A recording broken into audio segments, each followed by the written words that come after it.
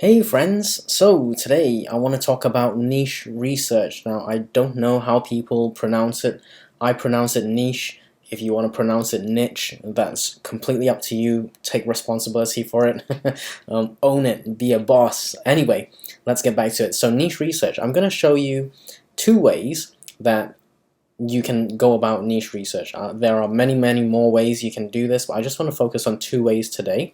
Now, in subsequent videos, I'm going to cover a bit more on keywords because that really ties in very closely with niche research. So let's begin with the first way, and that is, you may or may not know, in fact you probably do, go straight to YouTube and then just type in do KDP maybe niche research or something like that, KDP niche or niche, and then you can just have a look and see what people are saying are the best niches or niches for you to try. You know, the only warning I would say is that if you look at some of these videos, there's a lot of views on them. So even if, let's say, you know, let's take this one, you know, let's say 9.6 thousand views 3 weeks ago. If 1% of people got into every single niche that this video produced, you are looking at a huge amount of competition, like a huge amount of competition. Look at this, 90,000 views, in which case you're competing with a lot of people. Anyway, that's one way of doing niche research. Just go to YouTube and type in niche research. The second way is you've got an idea, or you've done some kind of due diligence or research into customers or client behaviors or friends and family's behavior, and let's say they are into, you know, good karma, gratitude, and you decide, oh, maybe they'll want a gratitude journal. I know it's been overdone, but bear with me, I'm going to just show you as an example. Gratitude journal. So you type that in. Don't niche down yet, but there's 10,000 results, so you know there's a lot of competition, or rather there's a lot of products that's listed for gratitude journal, this keyword, and just have a scroll down. Generally I ignore the sponsored products because that they are paying to appear on there, but I would look certainly at anything that has a good BSR. So this one is nearly 1,000, is nearly 2,000, about 1,000, and so on. You know, so just go from there. Now this one is obviously a very hot niche. There's a lot of competition for it, so you can see the BSRs. BSR incidentally is bestseller rank. It's kind of like the music charts. You want the top 10 or top 20 or whatever it is.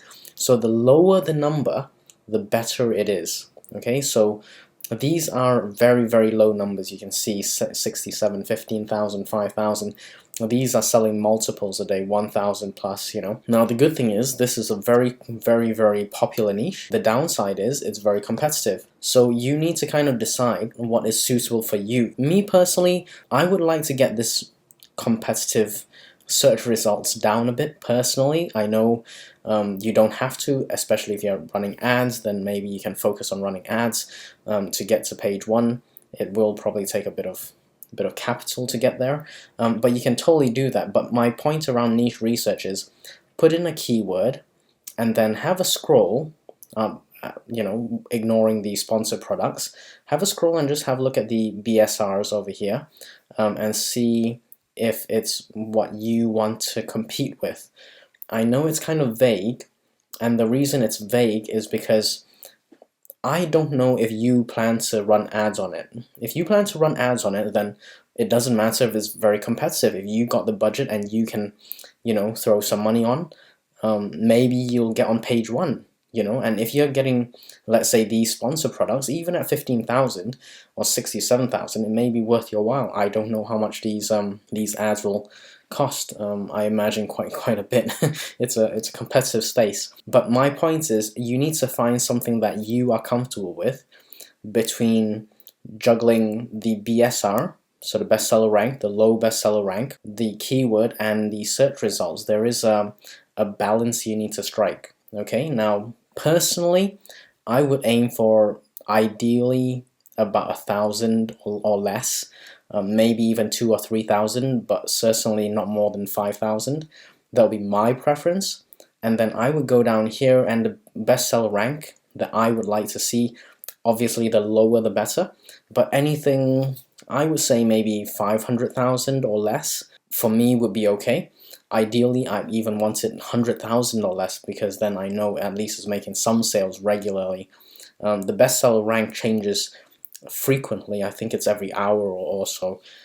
So what we see here is just a snapshot in time, and then, you know, as time progresses, these bestseller ranks actually increases. So you have to kind of balance it out between the keyword, the search results, and the bestseller rank, how you want to decide to go, and it's your call.